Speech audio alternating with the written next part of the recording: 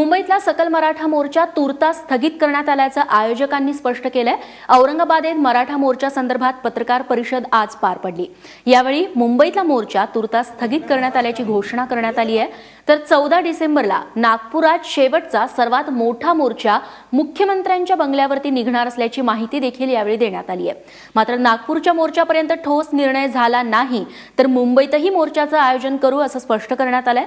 या मोर्चा संदर्भात औरंगाबादेत झालेल्या बैठकीत वेगवेगळ्या जिल्ह्यातून जवळपास 11 प्रतिनिधी उपस्थित होते।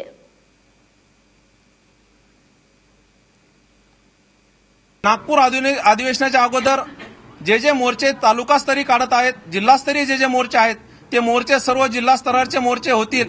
परंतु नागपूरचा मोर्चा झाल्यानंतर तो निर्णायक मोर्चाच्या होईपर्यंत जर मुख्यमंत्र्यांनी आमच्या मागण्यावर विचार नाही केला तर मुंबईमध्ये मोर्चा निश्चित आम्ही हिवाळी अधिवेशनानंतर काढणार आहोत। मुंबईचा मोर्चा काढायचाच आहे, परंतु स्थगित याच्यासाठी दिली की पहिले आपण हिवाळी अधिवेशनावरती मोर्चा काढूया। तिथं जर मागण्या मान्य नाही झाल्या आमच्या एक मागण्या तर तो मुंबईला मोर्चा आम्ही निर्णायकपणे तो काढणारच आहोत।